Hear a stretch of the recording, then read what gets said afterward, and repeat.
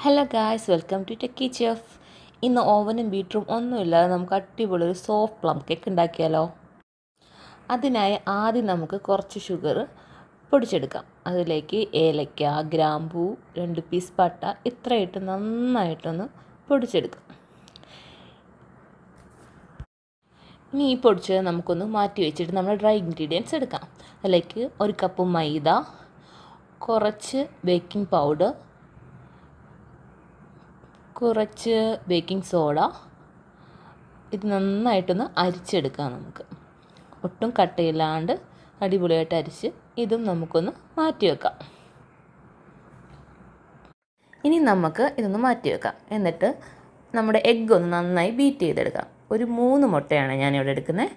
ആ 3 മുട്ട ഒരു ബൗളിലേക്ക് പൊട്ടിച്ച് വെച്ചതിന് ശേഷം കുറച്ച് വാനില എസൻസ്, അതിൻ്റെ ആ സ്മെല്ല് വരാണ്ടിരിക്കാൻ വേണ്ടി കുറച്ച് വാനില എസൻസ്, അതിലേക്ക് 1 സ്പൂൺ നമ്മുടെ ഓയിൽ, സൺഫ്ലവർ ഓയിൽ, എന്നിട്ടൊരു വിസ്ക് വെച്ച് നന്നായിട്ട് ഇതേപോലെ ബീറ്റ് ചെയ്യുക. ഒരു 5 മിനിറ്റോളം നമ്മൾ ബീറ്റ് ചെയ്തതിന് ശേഷം നോക്കുമ്പോൾ നന്നായിട്ട് അത് പതഞ്ഞു വരും. ഇനി അതിലേക്ക് നമ്മുടെ പൗഡേർഡ് ഷുഗർ ഇട്ട് കൊടുക്കുക. ഈ പൗഡേർഡ് ഷുഗർ നമ്മൾ ഓരോ സ്റ്റെപ്പ് ബൈ സ്റ്റെപ്പായിട്ട് ഇട്ട് കൊടുക്കുക.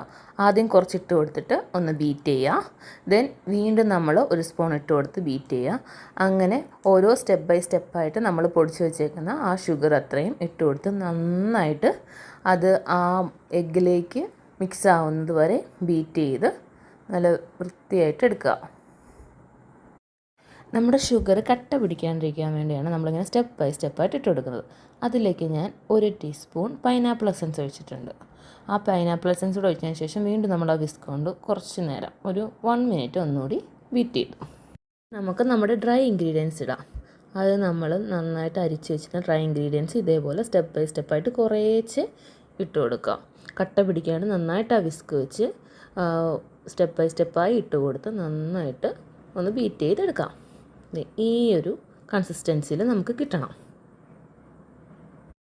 ഇനി നമ്മൾ ക്യാരമലൈസ് ചെയ്ത് വെച്ചിരിക്കുന്ന കുറച്ച് ഡ്രൈ ഫ്രൂട്ട്സും നട്ട്സും കൂടി ആഡ് ചെയ്യാം. ഇത് ഞാനൊരു 3 ഡേയ്സ് മുന്നേ ക്യാരമലൈസ് ചെയ്ത് വെച്ചിരുന്ന കേട്ടോ. ഇത് നമുക്ക് ഒരു 2 പ്രാവശ്യമായിട്ട് ഇട്ട് കൊടുക്കാം. ആദ്യം ഇടുക, ജസ്റ്റ് ഒന്ന് ഫോൾഡ് ചെയ്ത് കൊടുത്താൽ മതി. വിസ്ക് വെച്ച് തന്നെ ഒരുപാട് ബീറ്റ് ചെയ്യാൻ പാടില്ല. ജസ്റ്റ് ഒന്ന് ഫോൾഡ് ചെയ്ത് കൊടുക്കുക. അതിനുശേഷം നമ്മുടെ ബാലൻസ് വരുന്ന ആ ക്യാരമലൈസ്ഡ് നട്ട്സും കൂടി കുറച്ചും കൂടി ഇട്ട് കൊടുക്കുക. എന്നിട്ട് ഇതേപോലെ നന്നായിട്ട് ഒന്ന് ഫോൾഡ് ചെയ്ത് എടുത്ത് മാറ്റി വെക്കുക. ഇനി ഇത് ബേക്ക് ചെയ്യാൻ വേണ്ടി ഞാനിവിടെ ഒരു ബേക്കിംഗ് ട്രേ, ഒരു ചെറിയ ബേക്കിംഗ് ട്രേ ആണ് എടുത്തേക്കുന്നത്. അതിൻ്റെ അടിയിൽ നമ്മളൊരു ബട്ടർ പേപ്പർ ഇട്ടിട്ടുണ്ട്. ഇപ്പോൾ നമുക്ക് 2 കേക്ക് ഉണ്ടാക്കാനുള്ള ബാറ്റർ ഉണ്ട്. അപ്പോൾ ഞാൻ ആദ്യം കുറച്ച് ബാറ്റർ ഈ ഒരു ട്രേയിലേക്ക് ഇട്ട് കൊടുക്കുന്നുണ്ട്. എന്നിട്ട് എയർ ബബിൾസൊക്കെ പോകാൻ വേണ്ടി നമുക്ക് ജസ്റ്റ് ഇതിൻ്റെ 4 സൈഡും ഒന്ന് തട്ടിക്കൊടുക്കാം.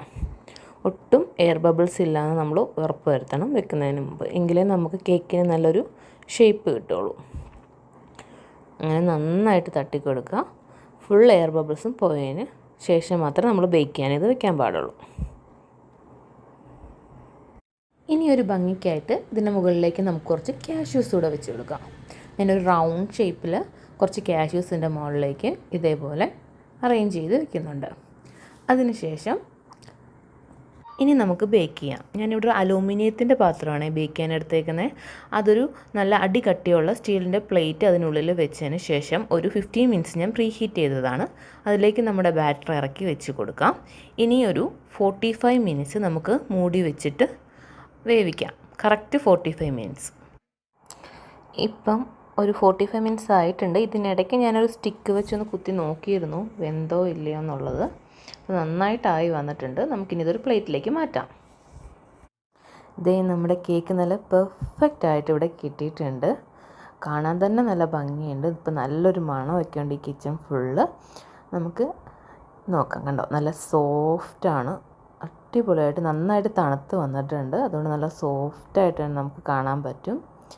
അടിപൊളിയായിട്ട് കിട്ടിയിട്ടുണ്ട്. ഇനി നമുക്കിതൊന്ന് കട്ട് ചെയ്യാം. നല്ല അടിപൊളി സോഫ്റ്റ് ആൻഡ് സ്പഞ്ചി ആയിട്ട് വന്നിട്ടുണ്ട്. ഇതുപോലത്തെ അടിപൊളി വീഡിയോസിനായിട്ട് നമ്മുടെ ചാനലൊന്ന് സബ്സ്ക്രൈബ് ചെയ്യണേ. Thank you for watching.